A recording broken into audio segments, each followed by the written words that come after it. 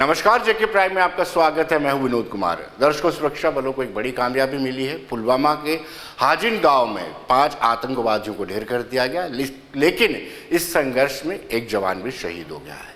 जिला कमांडर को मार गिराया गया, जिसमें एक पाकिस्तानी आतंकी भी था, और कुल मिला के 5 आतंकवादियों को ढेर किया गया है। देर शाम कल से ही इस इनकाउंटर को सर्च ऑपरेशन शुरू किया गया था। सर्च ऑपरेशन के बाद वहां से फायरिंग होती है, उसके बाद से पूरे एरिया को कॉर्डन कर दिया गया था। कॉर्डन के बाद सर्च ऑपरेशन जब चलाया गया तो फायरिंग हुई। दो तरफा फायरिंग में एक जवान शहीद हो गया और 5 आतंकवादियों को मार गिराया।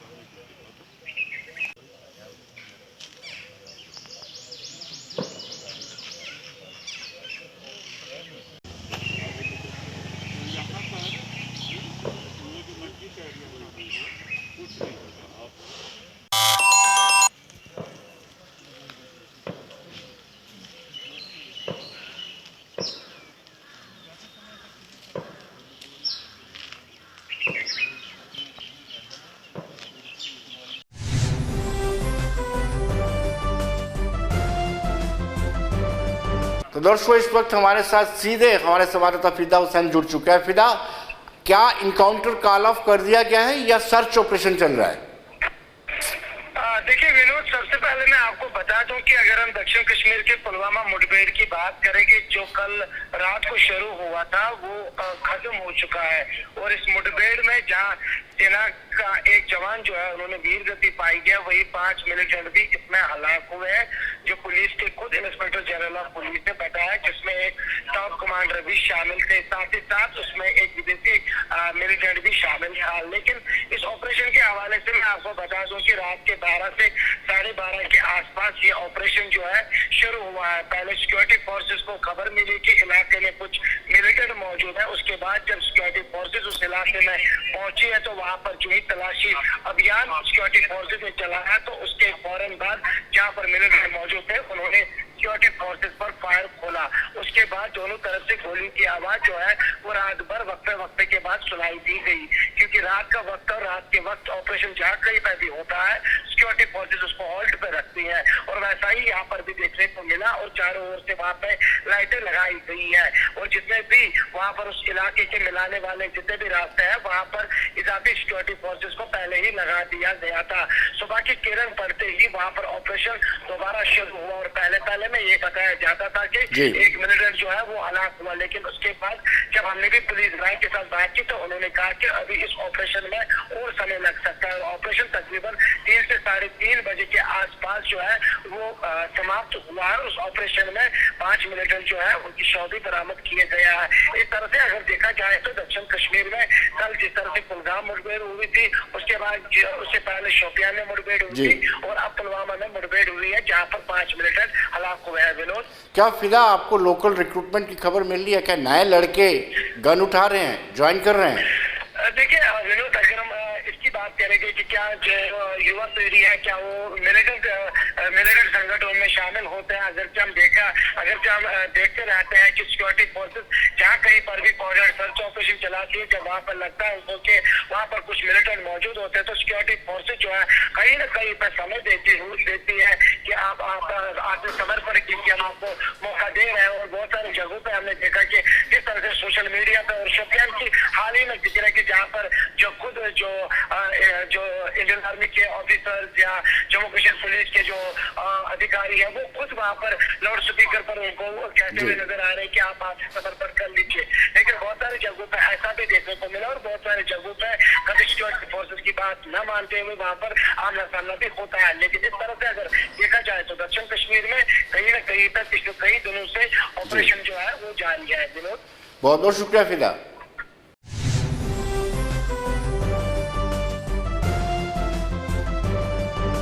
दर्शकों, 6 दिनों में 5वीं मर्तबा ड्रोन को देखा गया है। आज अरनिया सेक्टर में ड्रोन को देखा गया, ये चिंता की बात है। लेकिन अगर हम माने तो कहीं ना कहीं व्यवस्थाएं पूरी तरह से कर ली गई है। ड्रोन की स्ट्रेटजी, जो आतंक की स्ट्रेटजी में बदलाव आया है, उससे निपटने के लिए अब सुरक्षा बल पूरी तरह से सक्षम है। आज दिलबाग सिंह जो डीजीपी हैं, उन्होंने कहा कि कहीं ना कहीं इसमें लश्कर की साजिश है।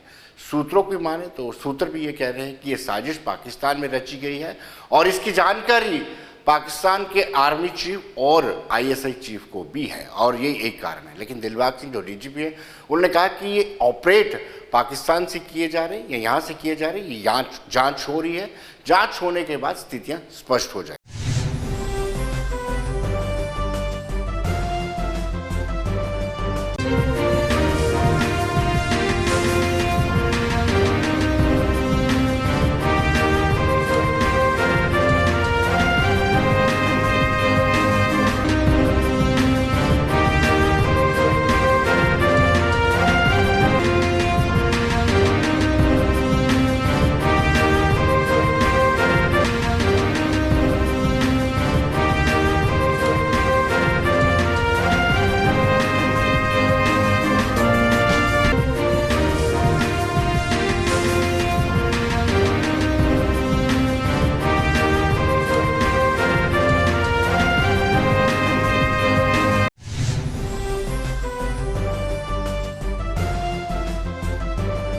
दर्शकों, हाल ही में या यूँ कहें कि 1 जुलाई को कारगिल के एक डेलीगेशन को होम मिनिस्ट्री ने बुलाया था। एमएस होम ने मीटिंग ली, जी किशन रेड्डी ने मीटिंग ली और मीटिंग में पहली मर्तबा कारगिल के नेताओं को एहसास हुआ कि दिल्ली और दिल की दूरी ज़्यादा नहीं है। हमने इस बाबत बात की फिरोज खान जो सीएसी हैं, आइए देखते हैं।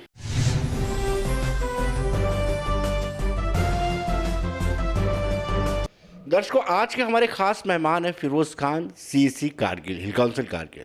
खान साहब, आपका स्वागत है। बड़ी दिलचस्प बात है कि आपने भी स्टेटहुड की डिमांड की है। हालांकि अगर बात की जाए तो लेह के लोग ये कहते हैं कि यूटी होना चाहिए। क्या आप में डिफरेंस है, यानी दोनों में मतभेद है, लेह और कारगिल के लोगों में? देखिए विनोद साहब, आप खुद जानते हैं कि जब यूनियन टेरिटरी डिक्लेयर हो गया लद्दाख के लिए यूटी विदाउट लेजिस्लेचर, तो उसके बाद फिर लेह, बेशक हम मानते हैं कि लेह वालों की ये डिमांड थी कि बहुत पेंडिंग डिमांड था कि उनको यूटी दिया जाए। तो करगिल वालों की ये डिमांड नहीं थी कि हमें यूटी दिया जाए, लेकिन वो चाहते थे कि जैसे आपको खुद मालूम है कि उनका था कि जो हमारा रीजन बनता है जम्मू कश्मीर और लद्दाख को, उसको अलग किया जाए। और किया भी सरकार ने, आप खुद जानते हैं जिस वक्त सत्यपाल मलिक साहब आपके यहाँ पे गवर्नर थे, उन्होंने लद्दाख को फुल फ्लेज आपका एक रीजन जिस तरह से जम्मू कश्मीर लद्दाख कर दिया। उसके बाद फिर जब बहरहाल बाइफिकेशन हो गई तो फिर आपका यूटी विदाउट लेजिस्लेचर जब आई, उसके बाद फिर लेह वालों से एक आवाज़ आई, आपने सुना होगा, उन्होंने एक मूवमेंट भी चलाई कि हमें जो है 6 शेड्यूल दिया जाए। बिकॉज ये जो अभी यूटी मिला है उसमें हमारे लैंड्स, हमारे जॉब, हमारे कल्चर सिक्योर नहीं है, तो लिहाजा हमें जो है 6 शेड्यूल दिया जाए। तो करगिल के लोगों ने उसका सपोर्ट नहीं किया। तो करगिल वालों का एक ही ये, अभी जब सारा कुछ डिस्कस करने के बाद आप खुद जानते हैं कि उन्होंने कहा कि अगर गवर्नमेंट ऑफ इंडिया अगर वाकई सिंसियर है कि लद्दाख को at par with other states लाया जाए, तो आप हमें फुल फ्लेज स्टेट दे सकते हैं। क्योंकि फुल फ्लेज स्टेट अगर आप आबादी के लिहाज से या एरिया के लिहाज से कहें तो आप खुद जानते हैं कि जब 1975 में सिक्किम को जब स्टेट दिया गया तो सिक्किम की आबादी सिर्फ 2,10,000 थी। तो हमारे तो लद्दाख की आबादी आज 2011 का सेंसस जो है वो 3 लाख है, तो 2021 में तो ये 4 लाख तक जाएगा। तो अब हमारे में और लेह में ये मतभेद है। अब आपने रिसेंटली सुना होगा कि जो हमारा एपेक्स बॉडी है लेह का, उन्होंने अपने डिमांड को स्विच ओवर करके अब ये लोग 6 शेड्यूल को छोड़ के UT with legislature plus safe guards पे आ गए हैं। तो मतलब ऑलमोस्ट वही स्टेट की तरफ ही जा रहे हैं। तो अब हमारा ये डिमांड है करगिल वालों का कि अगर आप देना चाहते हैं इन रियल सेंस, लद्दाख को एम्पावर करना चाहते हैं, लद्दाख का जो उनकी भागीदारी है अगर वो आपका सरकार में हो, तो हम चाहते हैं कि आप फुल फ्लेज एक स्टेट दे दीजिए ताकि अदर बाकी स्टेट्स की तरह जो है ये भी फुले फले। अगर आप यूटी विद लेजिस्लेचर देते हैं तो उसमें भी काफ़ी प्रॉब्लम है। जैसे अभी आप दिल्ली का मॉडल देख रहे हैं, आप पौंडीचेरी का मॉडल देख रहे हैं, वहाँ पे जो इलेक्टेड रिप्रेजेंटेटिव्स हैं उसका और जो हमारे गवर्नमेंट ऑफ इंडिया के रिप्रेजेंटेटिव हैं एलजी, उनमें काफ़ी डिफरेंसेस हो जाता है, जिसकी वजह से एडमिनिस्ट्रेशन में काफ़ी जो है नाचाकियाँ रहती है। तो हम ये भी नहीं चाहते हैं कि लद्दाख जैसे इतना स्ट्रेटेजिकल इम्पोर्टेंट एरिया में कहीं वहाँ पर लेफ्टिनेंट गवर्नर और सीएम के बीच में कोई ऐसी चीज़ हो जिससे कि गवर्नमेंट ऑफ इंडिया को बाद में प्रॉब्लम हो। तो हमारा ये डिमांड है कि आप फुल फ्लेज हमें एक स्टेटहुड दे दीजिए। लेकिन खान साहब, आपको लगता है कि आपका तालमेल बन पाएगा, ले वाले भी इस डिमांड तक पहुँच पाएंगे? क्योंकि कुछ हद तक वो एक स्टेप आगे बढ़े ज़रूर है। नहीं, वो आगे बढ़े भी हैं और आपने उनके प्रेस नोट्स इंटरव्यूज़ वगैरह आपने सुने होंगे। जो एपेक्स बॉडी के जो हेड करते हैं थुप्तन छवां साहब, जो एलबीए के प्रेसिडेंट भी है, उन्होंने अपने रिसेंट एक इंटरव्यू में कहा कि हमारा भी अल्टीमेट एम जो है वो स्टेटहुड है।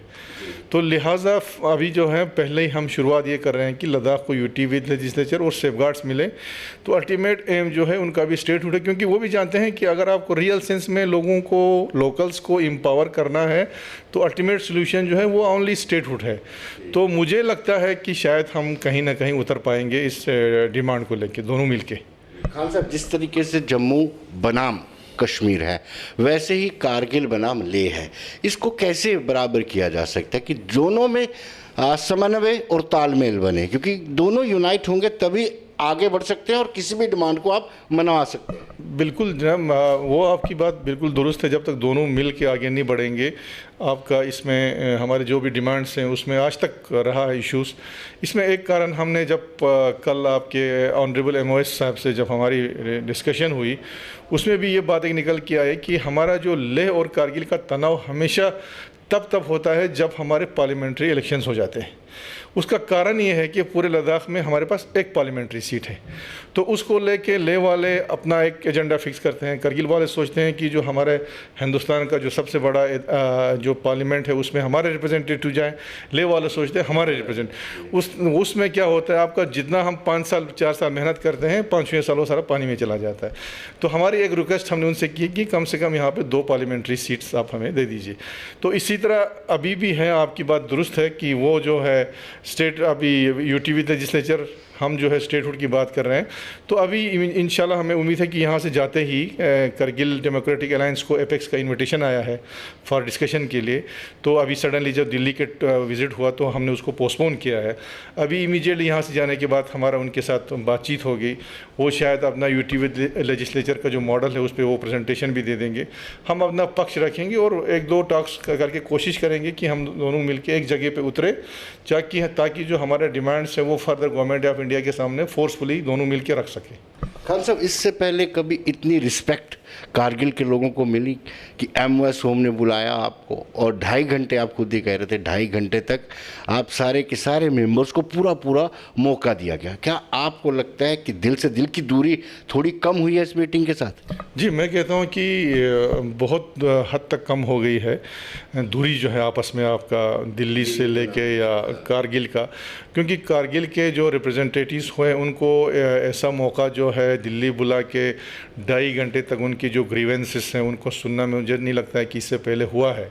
तो फॉर द फर्स्ट टाइम वहाँ पे हमें बुलाया। आपके ऑनरेबल एमओएस साहब जो इस लद्दाख की कमेटी को हेड कर रहे हैं, उसके साथ यूनियन होम सेक्रेटरी साहब और ऑल जितने भी जो इम्पोर्टेंट जो पोस्ट पे हैं होम मिनिस्ट्री को, सारे बैठे थे। और हमारे 11 मेंबरों को सबको उन्होंने मौका दिया खुल के बात बोलने का। और उसमें हमारे लोगों ने सिर्फ हमारे जो 1-2 मुद्दे हैं मेन, उसको छोड़ के आज तक जो करगिल के साथ वाक़या हुआ, करगिल के साथ नाइंसाफ़ियाँ हुई, करगिल के साथ हम सब मानते हैं कि डिस्क्रिमिनेशन हुआ, हमने ये चीज़ उनको बार बार बोला कि लद्दाख के नाम पे जो है सारी चीज़ें मेनली जो फोकस हुआ वो लेह पे हुआ, ये हमने खुल के बोला उनको। हालांकि दोनों एक बराबर डिस्ट्रिक्ट है, आप खुद जानते हैं, एरिया के हिसाब से, पॉपुलेशन के हिसाब से, लेकिन वो इंसाफ हमें नहीं मिला। हमने उनसे ये भी डिस्कशन किया। तो ये हम समझते हैं, हम बहुत ही मशकूर हैं। हमने वहाँ भी कहा कि फॉर द फर्स्ट टाइम आपने केडीए को रिकॉग्निशन भी दिया और लोगों को बुलाया और उनकी बातें वहाँ पे सुनी। तो हमने ये कहा कि ये एंड नहीं होना चाहिए बल्कि एक बिगिनिंग होना चाहिए, ताकि जो लोग जो सरहद पे जो बॉर्डर पे रहते हैं उनकी बातें सुने। और हम ये भी जानते हैं कि जो हमारे मसाइल हैं वो सारे एक ही मीटिंग में हल होने वाले नहीं हैं, लेकिन ये एक प्रोसेस, हमारी एक शुरुआत हो गई और एक बहुत अच्छी शुरुआत हो गई। और हमें लगता है कि आइंदा जो आने वाले में ये सिलसिला जारी रहेगा और हमारे जो ग्रीवेंसेस थे काफ़ी हद तक मतलब हल हो जाएगा। खान साहब, अगर फुल फ्लेज अब स्टेटस मिल जाता है आपको, फिर जम्मू बनाम कश्मीर की तरह कहेंगे कि 6 महीने सेक्टेड वहाँ रहना चाहिए, 6 महीने यहाँ रहना चाहिए, फिर उनका हिल काउंसिल्स का क्या बनेगा? क्या आपने ये भी कोई सुझाव दिया उनको? नहीं, उसमें ऐसा है आपका ये जो हिल काउंसिल्स की आप बात कर रहे हैं, आपका अगर ये स्टेट बनता है तो खैर उसमें हम अपना एक मॉडल अभी तैयार करेंगे कि हिल काउंसिल वाकई वहाँ पे रहेगा या नहीं रहेगा, क्योंकि इसमें जो हिल काउंसिल भी एक आपका मिनी असेंबली तो है, आप जानते हैं। जब एक फुल फ्लेज असेंबली दोनों डिस्ट्रिक्ट को मिल के आएगा तो उस वक्त जो है नक्शा दूसरा कुछ होगा। बाकी रहा आपका जो, जैसे आप दरबार मूव टाइप की बात कर रहे हैं कि ये आपका हेडक्वार्टर कहाँ रहेगा या क्या रहेगा, तो वो हम आपस में मिल बैठ के बात कर सकते हैं आपका, क्योंकि आज के डिजिटल दौर में आपका ऑफिस का सेटअप दोनों जगह रह सकते हैं। वहाँ पे भी कुछ ऑफिस हो, यहाँ पे भी कुछ ऑफिस हो, और जो हमारे हेड ऑफ़ दी स्टेट्स होंगे वो मूव कर सकते हैं। खैर ये सारी चीज़ें अभी है at the point of discussion होगा, दोनों मिल के जब दोनों का जब कंसेंसस पे उतरेंगे स्टेटहुड पे, तो इन चीज़ों पे भी बात किया जा सकता है। खान साहब, इसके अलावा क्या क्या मुद्दे आपने मीटिंग में उठाए? क्योंकि एक आपने कहा कि स्टेटहुड, और दूसरे और क्या मुद्दे जो अहम मुद्दे हैं, जो विकास से भी जुड़े हुए हैं और स्ट्रेटेजिकली भी इम्पोर्टेंट है? नहीं, उसमें तो ऐसा था आपका, जो 2-3 बड़े इम्पोर्टेंट इश्यूज़ थे आपका। एक तो था कि हमने कहा कि हम आपके बहुत ही मशहूर हैं कि जो हमारा बजट जो पहले आपका डिस्ट्रिक्ट का बजट होता था वो आपका मुझे लगता है कोई 114 करोड़ के आसपास होता था, जिसमें से 60 करोड़ जो है वो डेवलपमेंट के लिए होता था। लेकिन आज की डेट में अगर आप देखेंगे यूटी बनने के बाद जो कैपेक्स का ही हमारा बजट है काउंसिल का, वो 232 करोड़ का है। लेकिन उसमें एक प्रॉब्लम ये हमें आ रहा है, पहले जब हम LYZ के स्टेट के साथ था तो काउंसिल का जो फंड था वो नॉन लैप्सेबल था। हमारे अलग से एक हेड होता था 8448, जो भी एक्सपेंडिचर पैसा आपका 31 मार्च तक खर्च नहीं होता था वो उस अकाउंट में ट्रांसफ़र होता था, और वो हम अगले साल कैरी फॉरवर्ड करते थे। लेकिन यूटी बनने के बाद ये फ़ंड जो है आपका लैप्सेबल हुआ। तो मैंने ये बात ख़ुद, क्योंकि मैं हेड कर रहा हूँ काउंसिल का, मैंने ऑनरेबल मंत्री साहब से भी कहा, और होम सेक्रेटरी साहब भी वहाँ बैठे थे। मैंने कहा ये honourable home minister Amit Shah ji का कमिटमेंट है हाउस पार्लियामेंट में, फ्लोर ऑफ द हाउस, कि लद्दाख का जो बजट होगा that will be non lapsable. लेकिन वेरी अनफॉर्चुनेटली हमारा जो फंड्स इस साल जो है वो लैप्स हो गया, जो नहीं होना चाहिए, क्योंकि हम सब जानते हैं कि लद्दाख की जो टोपोग्राफी ऐसी है कि सर्दियों के 3-4 महीने आप कोई भी टेक्नोलॉजी लाइए, हम ग्राउंड पे काम नहीं कर सकते हैं। तो वो 3-4 महीने जो काम हम नहीं कर सकते हैं, वो बजट जो है कम से कम कैरी फॉरवर्ड होना चाहिए, ताकि नेक्स्ट ईयर के प्लान पे जो असर ना पड़े, ये काम कैरी फॉरवर्ड हो जाए। एक तो ये मैंने कहा आपका। दूसरा एक इम्पॉर्टेंट इशू हमारा था कि काउंसिल के रिलेटेड एक बिज़नेस रूल आना चाहिए आपका, जो अभी काउंसिल और यूटी एक नया सेटअप आ गया। ये मुझे लगता है पूरे हिंदुस्तान में कहीं नहीं है कि जहाँ यूटी भी है वहाँ पे आपका काउंसिल भी है। ये एक यूनिक चीज़ है। तो इसके लिए अभी कोई बिज़नेस रूल, अभी तो चलो हम आपसी अंडरस्टैंडिंग के साथ हम चला रहे हैं, लेकिन कल को कहीं कन्फ्रंट्रेशन पे आ जाता है तो कोई क्लियर कट डायरेक्शन मिनिस्ट्री की तरफ से या गवर्नमेंट ऑफ इंडिया की तरफ से नहीं है कि भाई आपको यहाँ तक जाना है, आपको यहाँ तक जाना है। तो हमने कहा कि उसमें आपको एक बिज़नेस रूल लाना पड़ेगा, ताकि हमारा जो एक स्मूथ एडमिनिस्ट्रेशन वहाँ पे चले। उसके अलावा हमारे अदर जो इश्यूज़ में से थे, बाकी हमने उनको बड़ा थैंक्स किया कि जोजिला टनल जो इतना बड़ा डिमांड था हमारे लद्दाखियों का, वो आपने फुलफ़िल किया, उस पर काम शुरू हुआ। तो हमें उम्मीद है कि जो आपका प्रिस्क्राइब्ड टाइम है 2026 तक इसको मुकम्मल करने का, तो हमने कहा कि आप उस पर जो है उसी टाइम पीरियड में इसको कंप्लीट करेंगे। दूसरा सबसे बड़ा इशू करगिल वालों के लिए आपका एयरपोर्ट एंड सिविल एयरक्राफ्ट। हमने कहा सबसे बड़ा जो इशू आज के डेट में हमें आ रहा है, जिससे हमारा इकोनॉमिकली हम आगे नहीं बढ़ पा रहे हैं, क्योंकि टूरिज़म इंडस्ट्री हमारा इतना पिकअप नहीं हो रहा है कि हमारे पास कनेक्टिविटी नहीं है। तो हमने उनसे रिक्वेस्ट की कि हमारे जो एयरपोर्ट का मसला है उसको आप जल्दी से उस पर कुछ एक्सटेंशन की बात हो, या उस पर सर्वे करना हो, या सिविल एयरक्राफ्ट लैंड अभी हम कर सकते हैं। तो ये हमने कहा कि किसी भी सूरत में ये वाला आपको हमें करना पड़ेगा। तीसरी पॉइंट है कि आप खुद जानते हैं कि 2019 के बाद जो है रिक्रूटमेंट प्रोसेस जो हमारा स्टैंड स्टिल है। हमारे यूथ्स बड़े परेशान हैं अभी आपका, बिकॉज ऑफ कि वहाँ पर डोमिसाइल नहीं है, रिक्रूटमेंट रूल्स नहीं बने हैं। तो हमने कहा इसमें आप एक डिसीजन ले लीजिए, आप गवर्नमेंट लेवल पे एक डिसीजन लेके ये जो रिक्रूटमेंट प्रोसेस है ये शुरू होना चाहिए, क्योंकि हमारे बच्चे आपका जब हम LYZ स्टेट के साथ थे तो उनको बड़ी अपॉर्चुनिटी थी। आपका JK PSC में वो अपीयर होते थे, वो JK SSRB में अपीयर होते थे, J&K पुलिस में अपीयर होते थे, J&K बैंक में अपीयर होते थे। तो ये सारे अपॉर्चुनिटीज़ उनको अभी ख़त्म हो गया, क्योंकि J&K में डोमिसाइल आ गया आपको। तो J&K का जो डोमिसाइल बोलता है वो सिर्फ only for resident of JK। तो लद्दाखियों को उसमें अलाउ नहीं है। तो जो वैकेंसीज हमारे खाली हैं वो जल्दी फिलअप करने की ज़रूरत है। और कुछ बच्चे 2 साल जो हैं वो ओवर एज भी हो गए हैं, तो उनके एज रिलैक्सेशन वाली बात है। तो ये कुछ इंपॉर्टेंट इश्यूज़ थे जो कि आजकल हो रही हैं, तो ये कुछ बातें हमने उनसे भी कहा। और बाकी पुराने हमारे शिकायत बहुत से थे कि करगिल के साथ जैसे जितने भी हमारे सेंट्रल ऑफिस हैं, mainly they are located in Leh में है। हमारा आपका रेडियो स्टेशन का हालत देख लीजिए, आपका वो भी अभी वहीं का वहीं है। हमारे वहाँ पर आपका दूरदर्शन केंद्र था, वो ऑलमोस्ट क्लोज करके ले से वो अपना प्रोग्राम भी चला रहे हैं। जबकि स्ट्रेटेजिकली ये तो करगिल इतना इंपॉर्टेंट है, बॉर्डर के इतना नज़दीक है, वहाँ पे आपको होना चाहिए था। तो ऐसे चीज़ें। और पैरामिलिट्री फोर्सेस में हमने कहा कि हमारे बच्चों को एक स्पेशल रिक्रूटमेंट ड्राइव चलाया जाए, वो ताकि हमारे बच्चे जो अनएम्प्लॉयड बच्चे हैं वो कहीं गलत कामों में न चला जाए, क्योंकि हमारे वहाँ पर कोई प्राइवेट या दूसरा कोई इंडस्ट्री तो है नहीं। तो ये सारी चीज़ें मुद्दे जो हैं हमने apart from our main demand ये भी उनके पास सामने। खान साहब, कितना फंड हमारा टेंटेटिव कितना फंड हमारा हिल काउंसिल का लैप्स हुआ है? हाँ, इस साल हमारा जो है हमारा इस साल कोई 30-40 करोड़ जो है हमारा इस साल लैप्स हो गया करगिल का। मतलब हम 80% जो है हम खर्चा कर पाए। लेकिन मैं समझता हूँ कि जो कैपेक्स का जो है करगिल का वो काफ़ी ठीक ठाक रहा, बिकॉज उसमें पेंडेमिक का भी इशू था। तो मुझे लगता है कि कोई 40-50 करोड़ जो है तब भी हमारा आपका लैब्स चला गया। उसके बाद मेन जो हमारा खर्चा हो गया, ये लैब्स हो गया, वो आपका स्पेशल डेवलपमेंट पैकेज जो हमें दिया गया है अभी गवर्नमेंट ऑफ इंडिया ने, उसमें तो मुझे लगता है कम से कम 70% जो है वो लैब्स हो गया आपका। एक तो हम लास्ट ईयर जो है पेंडेमिक की वजह से काम नहीं कर पाए। दूसरा, हमारे पास नए जब फाइनेंशियल रूल्स लग गए तो उसमें लोगों को समझने में भी टाइम लगा। तो इसलिए इस फंड्स को जो है हमने बड़ा फोर्सफुली भी कहा वहाँ पे कि इसको, क्योंकि ये ऑनरेबल हमारे पास ऑन रिकॉर्ड है, आपका ऑनरेबल होम मिनिस्टर साहब का फ्लोर ऑफ द हाउस पे उनका ये रिकॉर्ड है कि लद्दाख का जो बजट होगा वो लैप्सेबल नहीं होगा। उसके बावजूद भी इन्होंने ये किया। उनकी बातों से क्या लगा आपको कि वाकई वो फंड जो लैप्स हुआ वो वापस देंगे? आपको ऐसी कोई एश्योरेंस उनकी तरफ से मिली? नहीं, एश्योरेंस तो नहीं हुई। उन्होंने कहा कि अभी जो वहाँ पे एडिशनल सेक्रेटरी साहब एक थे, उन्होंने कहा कि इस पर हम गौर करेंगे। उन्होंने कहा कि ये यूटी एडमिनिस्ट्रेशन की तरफ से भी हमें आया है, तो उन्होंने कहा कि हम ये फाइनेंस डिपार्टमेंट वगैरह से बात करके कोशिश करेंगे कि आपका बजट जो पहले हुआ करता था उस तरह से नॉन लैप्सेबल हम बनाएं। तो मुझे लगता है इस पर डिस्कशन होगा, क्योंकि ये दोनों काउंसिल का डिमांड है आपका। इस बार ज़्यादा से ज़्यादा खर्च हो, लैब्स की गुंजाइश कम रहे, क्या ऐसी कोई स्ट्रेटेजी काउंसिल ने बनाई है? क्योंकि अब सीसी है। इस साल तो हमारा इंशाल्लाह हमें उम्मीद है कि आपका राइट फ्रॉम द इस साल एक प्लस पॉइंट ये है कि हमारा जो प्लान मीटिंग हुआ गया वो अप्रैल में ही हो गया।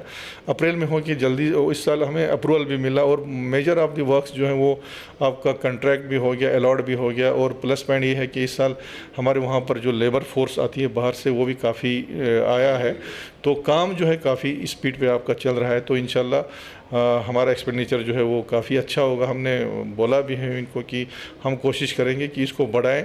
तो अभी ये है कि अगर हम एक्सपेंडिचर जितना कर पाएँ वो हम कर पाते हैं करेंगे, लेकिन जो बचता है आपका, वो जो बचता है हम ये चाहते हैं कि वो सरेंडर ना हो जाए, लैप्स ना हो, जितना भी बचे जो कैरी फॉरवर्ड हो। उससे क्या होगा, अगर इस साल हमने कुछ काम लिया है आपका, सपोज 31 मार्च तक वो खर्चा नहीं हुआ, अगर वो लैप्स हो गया तो वो अगले साल के प्लान पर उसका इफेक्ट पड़ता है, क्योंकि वो ये काम तो ऑन गोइंग है, हमने उठाना है। अगर इसका पैसा हमारे पास रहता तो हम उस जो नेक्स्ट ईयर का प्लान है हम उसमें नए काम उठा सकते हैं, नए प्रोजेक्ट्स ले सकते हैं। खान साहब, लद्दाख यूटी में सबसे अहम मुद्दा ये है कि लेह और कारगिल के बीच में तालमेल नहीं है। इस तालमेल को कैसे बनाया जा सकता है? हालांकि मीटिंग का दौर चल रहा है, सिलसिलेवार दोनों तरफ से मीटिंगें हो रही हैं, लेकिन अभी भी जिस पेशरफ्त जो होनी चाहिए वो हो नहीं पाई। नहीं, दूरियां देखिए आपका, मैं नहीं समझता हूँ कि वो अभी दूरियां जो है वो ख़त्म नहीं होगा। वो मुझे लगता है ख़त्म हो जाएगा दोनों डिस्ट्रिक्ट्स में। अभी जो एपेक्स बॉडी बनी, जो केडीए बनी, आपका एक बातचीत जो है एपेक्स बॉडी ख़ुद करगिल आए, उनके साथ बातचीत हुई। अभी मुझे लगता है बहुत जल्दी हमारा केडीए होगा, वो भी जाके आपस में बात करेंगे जो इश्यूज़ पॉलिटिकल इश्यूज़ हैं। बाकी डेवलपमेंटल इश्यूज़ में जो हम दोनों काउंसिल हैं, दोनों सीसी हैं, हम हर इशू पे जॉइंटली काम करते हैं। जॉइंटली कोई भी इशू आता है हम एलजी साहब के सामने जॉइंटली लगता है। तो हमारी बिल्कुल कोशिश है कि जो भी इश्यूज़ हैं या जो चैलेंजेस हैं या जो मांगना है वो विद इन लद्दाख हमें आपस में बैठ के डिस्कस करना होगा और लड़ना भी होगा आपका। तो ये चीज़ें आपका चलते रहेगा, थोड़ा कन्फ्लिक्ट तो होगा, लेकिन आप एज ए लद्दाखी न करगिली कहेंगे न लेह वाले कहेंगे। हमने आज के बाद जो भी इश्यूज़ पे बात करना है, जो डिमांड करना है, कलेक्टिवली एज ए लद्दाखी हमें बात करना होगा, तब जाके हम आगे बढ़ पाएंगे। खान साहब, कारगिल का और जम्मू का दुख एक जैसा है। जम्मू के लोग भी कहते हैं हमारे साथ पक्षपात हुआ, कारगिल के लोग भी ऐसे ही कहते हैं।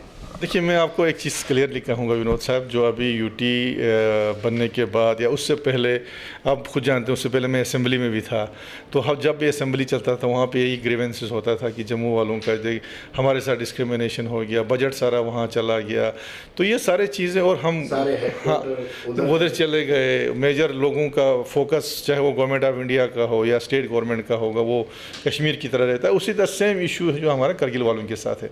गवर्नमेंट ऑफ इंडिया की जितनी फोकस थी राइट अप टू 79, तो डिस्ट्रिक्ट एक था, हेडक्वार्टर ले में था, मेजर डिपार्टमेंट्स जो हैं they are all located in आपका ले डिस्ट्रिक्ट में था, बजट भी आपका ले डिस्ट्रिक्ट की तरफ ज़्यादा जाता था। तो मुझे लगता है आपका ये दोनों करगिल और ले जम्मू का जो है प्रॉब्लम तकरीबन मुझे एक जैसा लगता है। और मुझे लगता है अभी आज के डेट में भी यूनियन टेरेटरी डिक्लेयर होने के बाद भी आपको, मुझे लगता है कि जिस तरह से मैं ऑब्जर्व कर रहा हूँ कि जम्मू के लोग भी ये फील कर रहे हैं कि इसमें भी हमें जो है वो सुकून नहीं है, क्योंकि आपके जॉब हैं, आपके लैंड है, बाकी जो है वो तो प्रोटेक्टेड नहीं है। और जम्मू वाले भी चाहते हैं कि हमारा लैंड प्रोटेक्ट रहे, हमारा जॉब प्रोटेक्ट रहे। तो वही हमारा करगिल वालों का भी डिमांड है, ले वालों का भी डिमांड है। ये जो है आपका, क्योंकि हमारा एरिया जो JNK पूरा एज ए होल कहें या अभी की बात करें, हम जो है एक डेवलप्ड स्टेट है। इस डेवलप्ड स्टेट में जब तक कि ना आपके पास एक बेसिक आपके पास सेफगार्ड नहीं होगा आपके जॉब को लेके, आपके लैंड को लेके, तो इन जो डेवलप्ड स्टेट्स के लिए बड़ा मुश्किल होगा आपका। तो मुझे लगता है कि जम्मू के लोगों ने भी एहसास किया। और देखिए विनोद साहब, एक चीज़ जब हम बोलते हैं आपका रेस्टोरेशन ऑफ 370 और 35A, तो उसका मतलब ये हरगिज़ नहीं है कि हम किसी काज को या किसी चीज़ को सपोर्ट कर रहे हैं। 35A में या जो 370 में क्या था, ये सिर्फ नेचुरल में आप यही चाहते हैं कि एक तो लैंड प्रोटेक्ट रहे, एक जॉब प्रोटेक्ट रहे, दो, और 371 में भी इसकी प्रोटेक्शन है। 371 में भी इसकी प्रोटेक्शन है। कोई भी आपको ला ला सकता है। आपका हमारे स्टेट्स, हमारे इंडिया में इतने सारे स्टेट्स हैं जहाँ 371 है आपका, तो ये सारे प्रोटेक्ट आपका गवर्नमेंट ऑफ इंडिया कर सकता है। तो हमारा भी मतलब यही है कि जब हम 35A की बात करते हैं, और 35A तो महाराजा की ने लाया हुआ एक चीज़ है अपने लोगों के सेफ्टी के लिए। तो जो 35 में जो सेफगार्ड्स थे, हम चाहते हैं वो आप किसी और फॉर्म में हमें दे दीजिए, चाहे वो चलो 35 और 370 की बात नहीं करते हैं। तो अल्टीमेट पर्पज़ यही है कि सेफगार्ड्स चाहते हैं, एक बेसिक सेफगार्ड्स, क्योंकि हमारा बड़ा बैकवर्ड एरिया है, हमारा इकोलॉजी बड़ा फ्रेजाइल है, हमारे बच्चे अभी उस लेवल पे compete नहीं कर सकते हैं आपका नेशनल लेवल पे। तो एक सेफगार्ड होना ज़रूरी है, क्योंकि नहीं तो बाहर से बड़े इंडस्ट्रियलिस्ट आके वहाँ पे लैंड या जो है बड़े बड़े इंडस्ट्रीज़ या होटल्स लगाएंगे, तो हमारे लोग क्या करेंगे।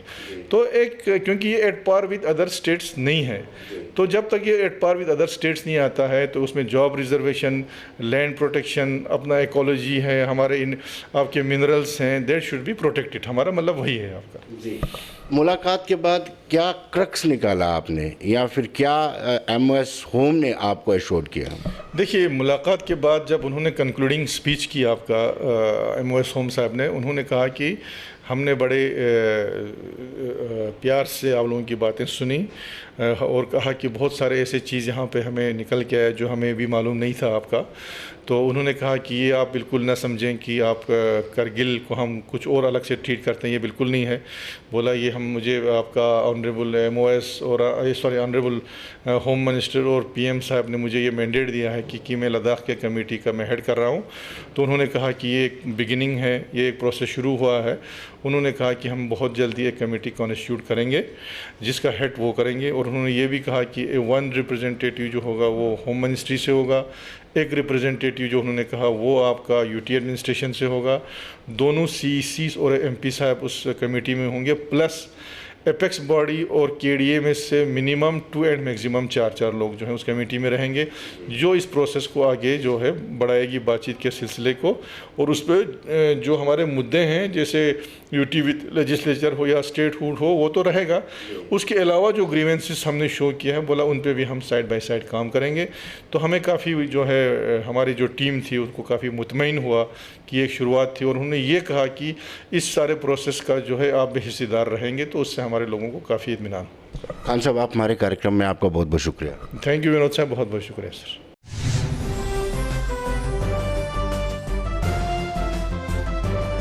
तो दर्शकों बने रहिए देश दुनिया की खबरों के लिए और मुझे दीजिए इजाजत।